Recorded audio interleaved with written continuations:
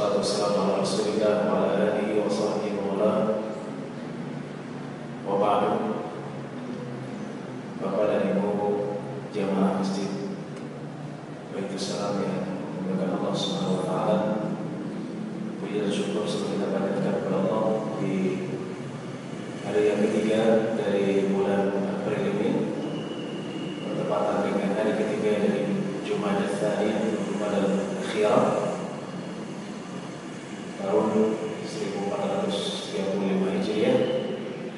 Allah masih memberikan kita limpahan karunia dan nikmatnya berupa kesehatan, umur, kesempatan dan kekuatan sehingga kita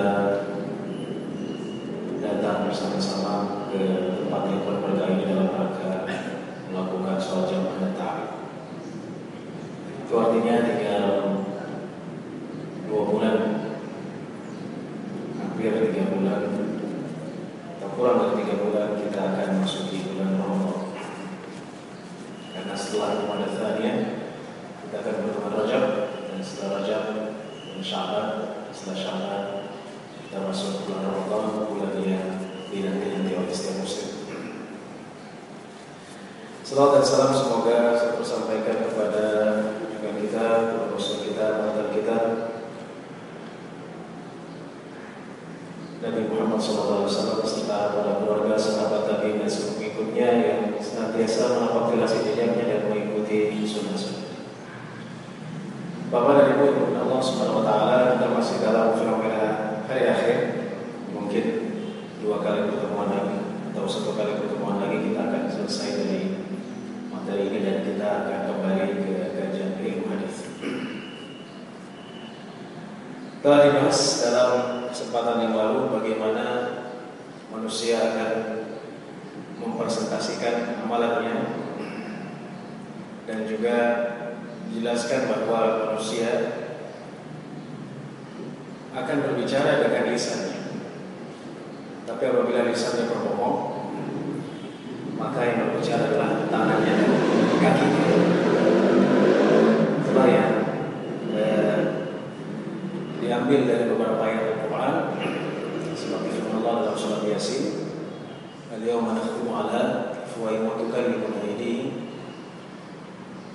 wa tashhadu arjuluhum bima kanu yaksibun." Dalam ayat lain Allah menjelaskan bahwa yauma tashhadu alaihim alsinatuhum wa aydihim wa arjuluhum bima kanu ya'malun. Jadi yang berbicara adalah seluruh anggota tubuh. Apabila lisan berbohong, maka kaki dan tangan mereka akan berbicara. Kemudian setelah itu akan terjadi hisab, yaitu penghitungan.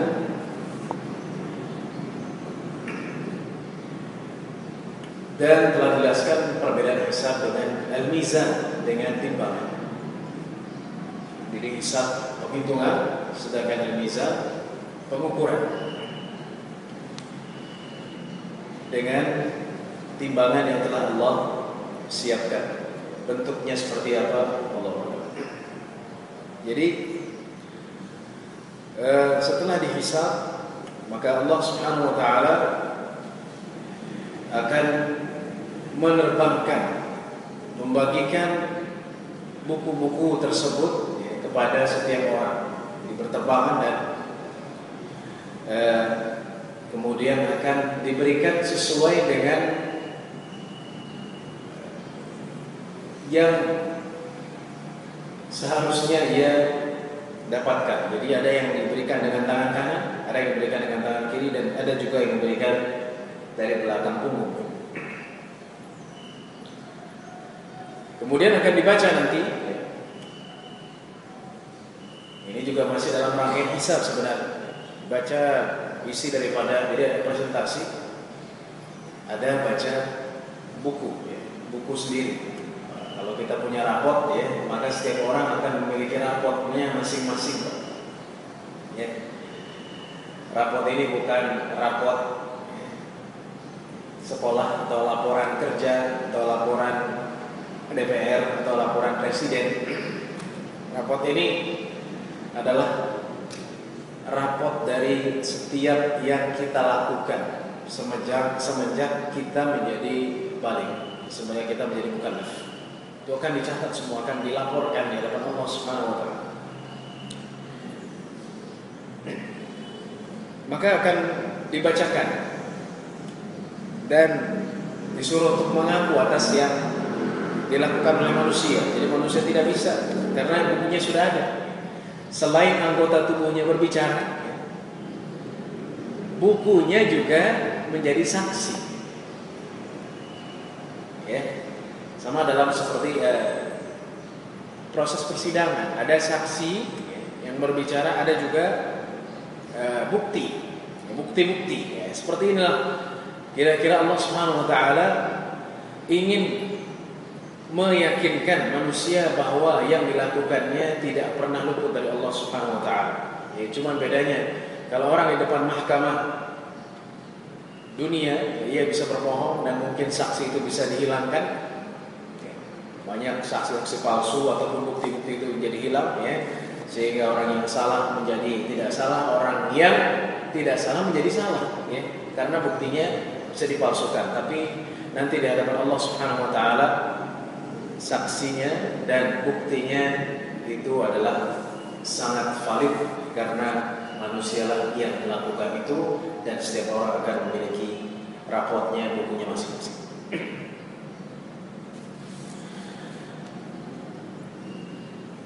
Kemudian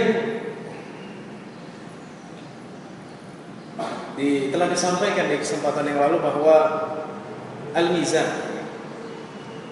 yaitu timbangan. Jadi nanti ada timbangan. Dan kita telah bahas apakah yang ditimbang, apakah manusia yang ditimbang, karena dalam hadis Rasulullah akan datang pada hari kiamat orang yang gemuk, dia tidak memiliki berat badan melebihi sayap daripada nyamuk. Maksudnya nanti banyak orang yang gemuk, tapi amalannya sedikit, ya itu maksud. Jadi lahiriah manusia itu tidak bisa menjadikan patokan. Walaupun dia punya kekayaan, dia punya kedudukan, tapi itu belum tentu di sisi Allah Subhanahu wa taala seberat atau seenteng sayap daripada nyamuk. Ya. Nyamuk berapa kilo? Ada sekilo? Enggak ada. Soalnya ini sama sayapnya sih. Sayapnya nyamuk, ya. Jadi ada orang yang besar badannya, besar 100 kilo, 200 kilo, tapi nanti ketika ditimbang oleh Allah Subhanahu wa taala, timbangannya tidak lebih daripada satu sayap dari satu nyamuk.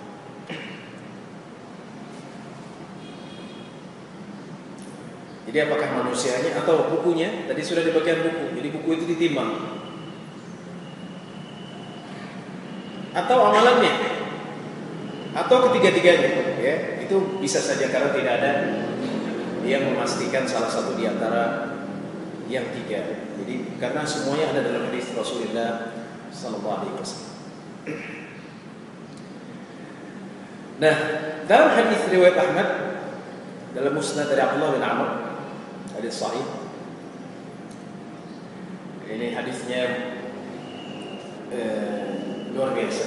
Jadi kita renungi bersama. Rasulullah bersabda, sesungguhnya Allah akan mengambil seseorang dari umatku, dari umat Nabi Muhammad SAW, di antara banyaknya manusia.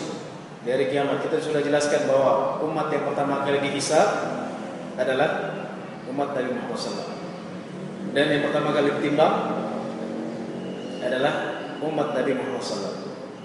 Yang pertama kali melewati, nanti kita bahas jika waktu luang, melewati sirat, karena setelah mizan kita akan masuk kepada sirat, ya, kepada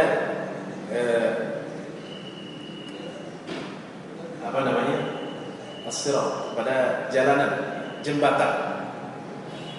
Yang pertama kali melintasi adalah Nabi Muhammad SAW bersama umat. Jadi umat Nabi Muhammad SAW selalu didahulukan, bahkan di padang mahsyar pun umat Nabi Muhammad SAW mendapatkan syafaat, dan syafaat itu tidak dimiliki oleh nabi-nabi lainnya kecuali Nabi Muhammad SAW. Itu keutamaan bagi umat Nabi Muhammad SAW. Jadi Allah mengambil seorang dari umat manusia, kemudian melemparkan kepadanya 99 dokumen. Ya, kertas. Tidak dijelaskan, sijillan itu artinya dokumen. Bisa 1 lembar atau berapa lembar. Tapi di sini dalam Rasulullah, setiap dokumen itu panjangnya sepanjang mata melihat. Ya, jadi kalau kita bayangkan ada dokumen, ya 1 dokumen, ya Allah Allah buka semuanya. Nah, dokumen itu dari sini sepanjang kita melihat itu. 1 dokumen panjangnya seperti itu. Ada berapa lembar? Kita bayangkan dengan pemikiran kita di dunia ini. Banyak, karena manusia melakukan banyak hal. Jadi setiap daripada dokumen dari 99 dokumen tersebut itu panjangnya ya, seperti buku mungkin ya, apabila dijajarkan terus itu sepanjang penglihatan. Dan Allah berkata kepada orang ini, apakah engkau mengingkari apa yang telah engkau lakukan? Apakah malaikat mencatat amalanmu? Ya, apakah malaikat-malaikatku yang mencatat mereka zalim? Ya, artinya ada data ini yang tidak valid? Ya, jadi manusia akan memberikan kesaksian atas catatan malaikat. Jadi malaikat mencatat. Nanti akan disebarkan itu semua dokumen ini, dan manusia harus mengakui. Dan memang apa yang dicatat oleh malaikat tidak pernah luput dan tidak pernah salah. Kata hamba ini, "Aila." Qala la rabbi. Tuhanku Allah, aku tidak pernah mengingkari apa yang dicatat oleh para malaikat. Benar, semuanya benar. Maka kata Allah Subhanahu wa taala, engkau punya uzur, engkau punya kebaikan? Kata orang ini, Allah Tuhanku, aku tidak punya kebaikan. Ya, semua catatannya, lembarannya yang dibeberkan, keburukan semuanya. Maka Allah mengatakan, bala inna laka indana hasanatun wahidah. Tidak, engkau memiliki 1 kebaikan. Apa itu kebaikannya?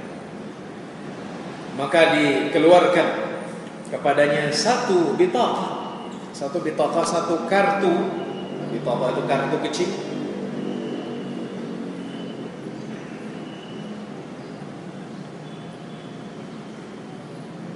Apa isinya? Kau tahu isinya? Jadi ia tidak punya kebaikan, tapi dia punya 1 dokumen, 1 kartu yang isinya adalah asyhadu an la ilaha illallah wa anna Muhammadan Rasulullah. Maka kata Allah, ambil kartu. Hamba ini mengatakan, kartu apa ini ya Allah? Dengan dokumen yang banyak ada 1 kartu. Maka kata Allah, innaka la tadlim. Engkau tidak melakukan kezaliman. Karena syirik itu kezaliman yang paling besar. Tapi karena ia memiliki tauhid, kata Allah, engkau tidak menzalimi, engkau tidak melakukan zalim. Karena engkau bertauhid kepada Allah Subhanahu wa taala, karena engkau bertauhid kepada, kata Allah Subhanahu wa taala. Maka dokumen yang 99 itu, yang setiap dokumen panjangnya sepanjang mata memandang, ditaruh di kaffah, ya ditaruh di satu tempat, ya satu timbangan, dan ditaqaf fi kaffah. Jadi di kepalan yang satu itu sijillah, dokumen yang 99, dan satu lagi hanya satu kartu yang isinya adalah asyhadu an la ilaha illallah wa anna muhammadar rasulullah. Apa yang terjadi ketika ditimbang oleh Allah Subhanahu wa taala? Dokumen yang 99 itu tasyat, ringan, sedangkan satu kartu yang tipis, yang kecil, yang ada di dalamnya syahadat itu berat. Wala yathqulu syai'un bismillahirrahmanirrahim. Jadi tidak ada yang berat, lebih berat daripada tauhid kepada Allah Subhanahu wa taala. Ya, biasa. Jadi hendaklah kita mensyukuri nikmat Islam dan menjaga Islam ini dengan tauhid kepada Allah. Jangan sampai kita masuk dalam syirik.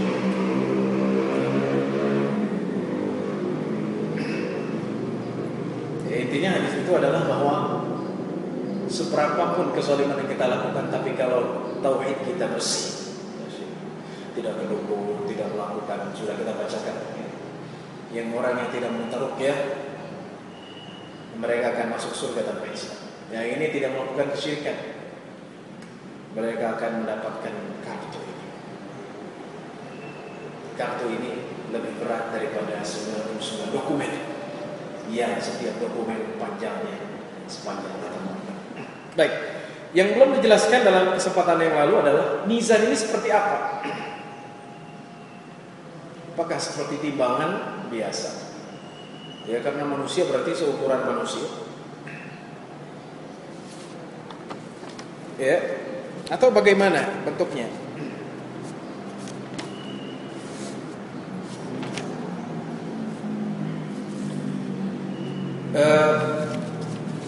Dijelaskan bahwa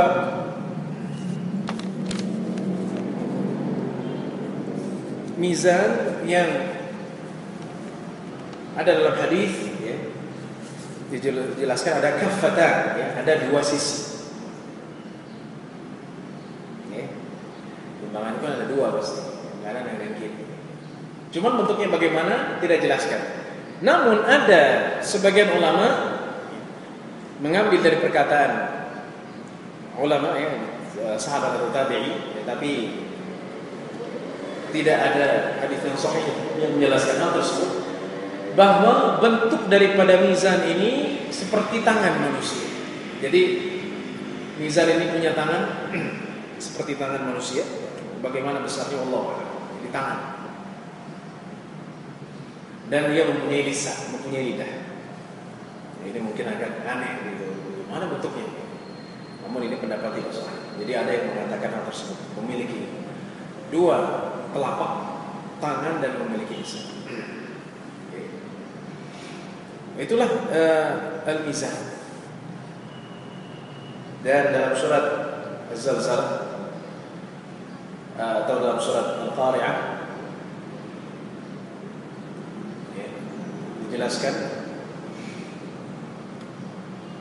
فأما من ثقلت موازينه فهو في عيشة راضية وأما من خفت موازينه فأمه هاوية وما أدراك ما هي نار حامية.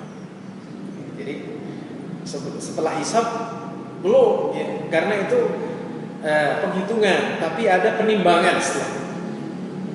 Penimbangan inilah yang akan menentukan tempat manusia di surga atau neraka. Apakah sampai situ? Belum, ya. Jadi sebenarnya apa akhir daripada rentetan timbangan ini atau rentetan penghitungan amalan manusia, ya? Yang terakhir yang akan ditentukan adalah as-sirat, yaitu jembatan. Apakah jembatan itu terakhir? Nanti ada yang disebut dengan al-a'raf. Ashabul A'raf, yang mereka digantung sama Allah Subhanahu wa taala, tidak masuk surga dan tidak masuk neraka. Di mana posisinya, ya? Apakah di tengah-tengah di sirat? Ya. atau di ujung sirat, ya itu akan kita bahas ya, jika ada luasan waktu. Jadi manusia setelah mereka melewati proses al-mizan, maka mereka sama seperti di padang mahsyar mereka berkelompok, ya kelompok para nabi, para orang soleh, ya para kafirin, munafikin dan seterusnya.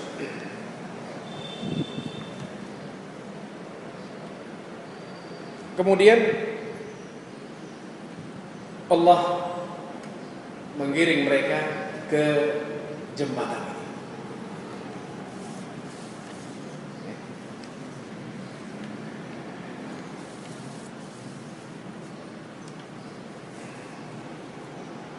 Dan jembatan ini jelaskan dalam hadis Rasulullah bahwa di bawahnya adalah neraka Jahannam. Dalam surat Ibrahim, "Yauma tubaddalu al-ardu ghayra al-ardi was-samawati wa barazu lillahi al-wahidil qahhar." Jadi bumi dan langit akan diganti dengan bumi dan langit yang lainnya. Maka dijelaskan bahwa maksudnya adalah as-sirat, yaitu jembatan tersebut. Jadi kalau orang berhasil melintasi jembatan ini, maka ia masuk surga.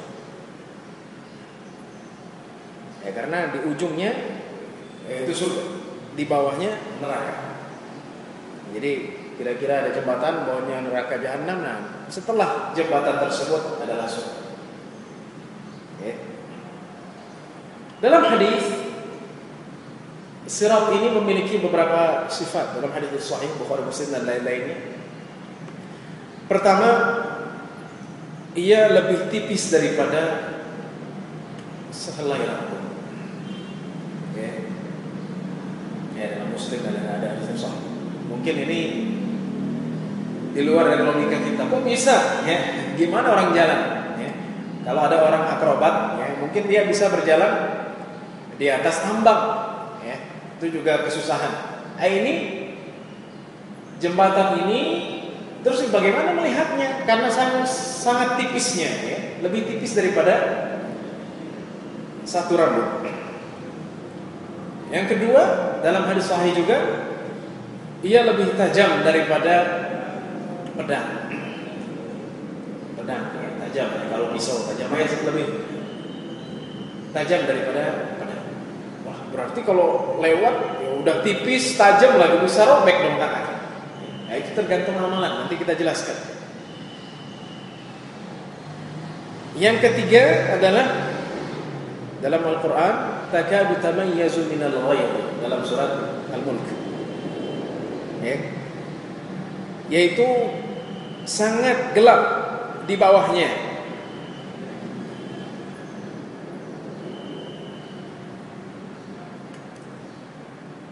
Jadi ke bawah itu gelap,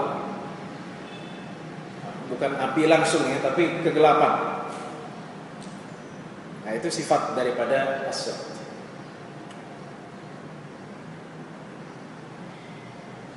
Kemudian dalam surat An-Nahl ayat 25 jelaskan bahwa liyahmilu awzarahum kamilatan yaumal qiyamah.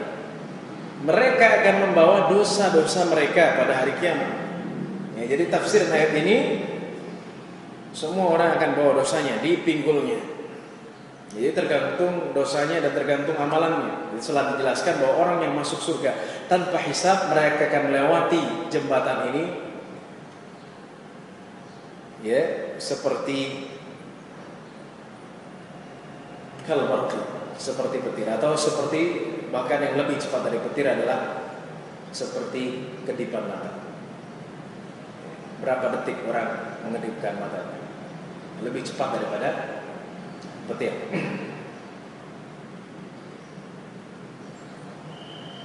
Kemudian dalam hadis Imam Ahmad dan lain-lain hadis sahih disebutkan bahwa ketika orang melintasi apa?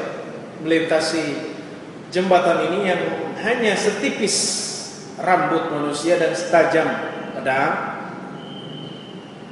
itu dari bawah akan ada api yang menyambar. Khatati. Kemudian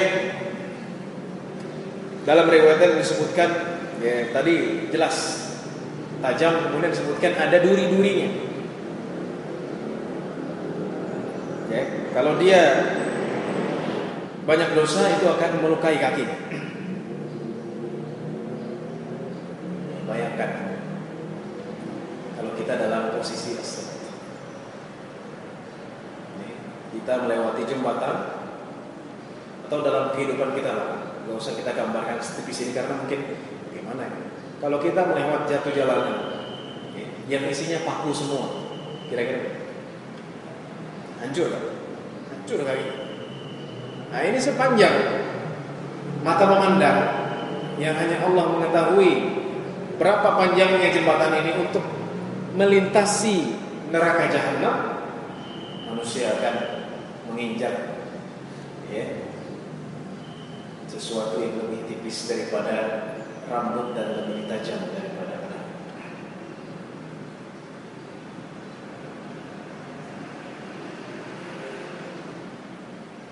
Ada sesuatu orang yang berteriakan,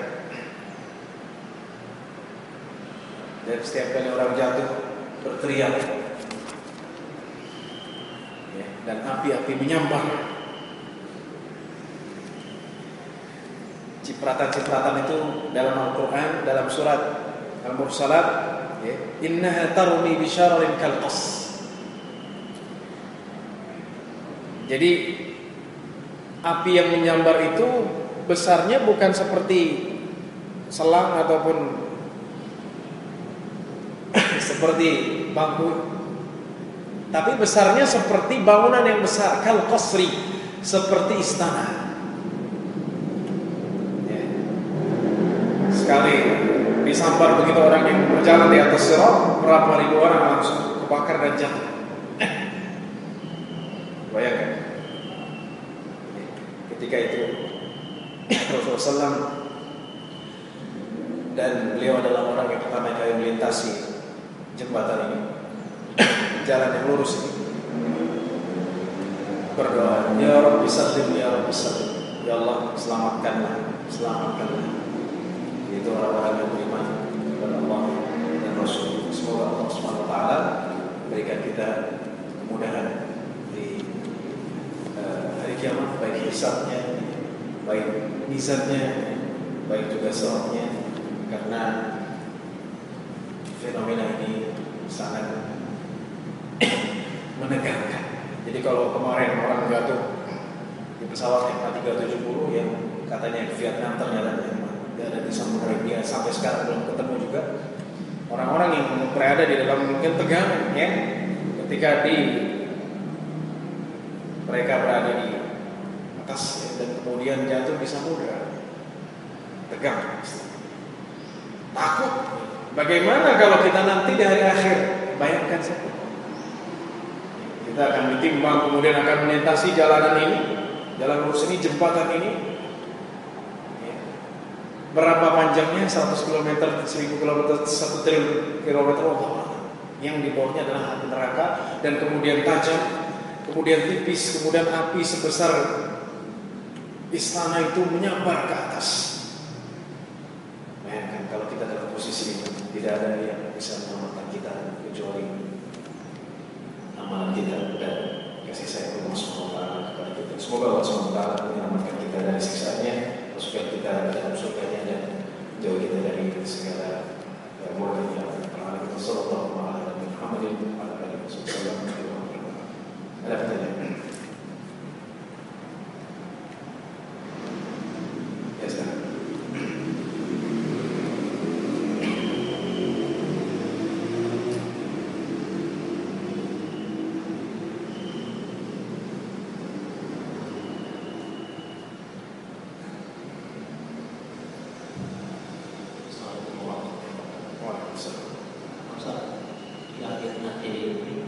Semua amal ibadah kita itu akan diperiksa. Perbuatan-perbuatan yang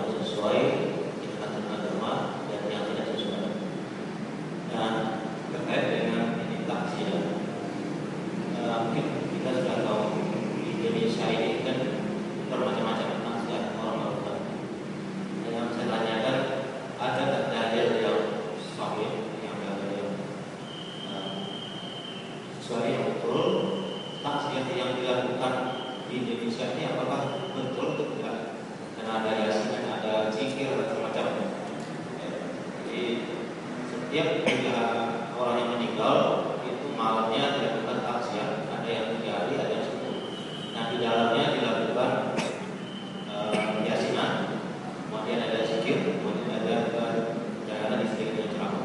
Apakah ini sudah sesuai tidak dengan dalil penampilan Tuhan? Itu yang pertama. Yang kedua mengenai salat mustaqim. Tadi Pak Ustaz mengatakan di bawah yang terdapat setahu kita kan ada 7 neraka. Nah, yang lain itu di mana?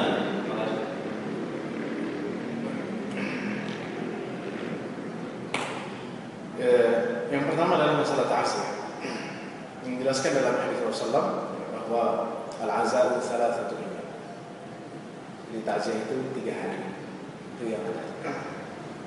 Sifatnya bagaimana? Karena ta'ziyah itu intinya adalah memberikan atau menenangkan keluarga daripada yang tinggal dalam rumah. Itu intinya. Bentuknya apakah harus berlama-lama atau tidak jelaskan. Jadi intinya 3 hari itu kita sebagai umat Islam memberikan yang menenangkan, menggembirakan. Itu inti daripada ta'ziyah. Adapun membaca-baca hal tertentu itu tidak ada sunnah. Jadi intinya kita datang hanya sekedar kalau kita sibuk memberikan kata sabar atau ikhlaskan itu sudah termasuk dari ta'ziyah. Ya, jadi tidak ada ritual khusus. Ya. Tapi yang pasti makan ya memang tidak ada keharusan. Kalau misalnya yang mempunyai musibah dia ingin hanya untuk memberikan makan kopi, bukan untuk karena keharusan, karena yang memang orang datang itu tidak apa-apa. Tapi kalau misalnya mesti nih ya, apalagi dia dari keluarga yang tidak mampu sehingga memaksakan diri sampai minjem ke sini kemari, karena ada kasusnya seperti itu tidak benar. Jadi lihat kondisinya, kondisi dan keadaan. Kalau misalnya orang itu memang sedih, tapi kalau sekedar makanan karena tamu ya itu tidak bisa. Tapi kalau misalnya memberatkan ya, ataupun menganggap hal itu mesti, itu tidak benar. Jadi kondisional, jadi tidak mesti. Wah saya takziah ke tempat itu nggak dapat makanan, nah itu juga perkataan yang salah. Karena takziah itu adalah menenangkan dan menggembirakan itu daripada keluarga. Kemudian tadi neraka jahanam ya, itu dalam hadis Rasul memang seperti itu. Nah, yang belum kita jelaskan adalah lapisannya. Lapisannya. Apakah posisinya neraka jahanam paling atas atau paling bawah? Nanti kita jelaskan kesempatan. Kemudian surga sama. Surga juga Jannatul Adn ya, Firdaus. Surga, neraka jahim utama ya, dan lain-lainnya itu memang seperti itu atau bagaimana? Itu yang kita akan jelaskan insyaallah di kesempatan yang akan datang. Apa harusnya urutannya seperti itu atau bagaimana? Itu karena hadis-hadis itu terpencar Pak. Sehingga kita harus mengumpulkan semua dalil yang sahih atau minimal hasan sehingga kita bisa memahami seperti fenomena hari kiamat ini. Itu juga terpisah nanti Rasulullah SAW membicarakan tentang pada mahsyar, membicarakan. Jadi tidak urutan begitu susunannya. Rasul urutannya hari kiamat seperti ini. Enggak, Rasul tidak pernah bicara seperti itu. Jadi bagaimana cara itu? Urut sama ulama diurut. Ada perbedaan, tapi diambil yang mana yang paling sesuai dengan nas. Maka tadi misalnya urutannya seperti ini, pada mahsyar hisab, ya hisabnya ard dulu presentasi baru dihitung nanti baca buku ya. Baca buku nanti baru mizan. Baca buku ditimbang baru nanti sirat. Seperti itu kan bukan Rasulullah tidak menjelaskan dalam satu hadis tidak. Jadi terpisah. Nanti kita akan bahas di kesempatan insyaallah. Ada lagi? Mungkin 1 kali atau 2 kali pertemuan kita akan selesai dengan serial fenomena. Kemudian kita akan masuk ke hadis atau yang berkaitan tentang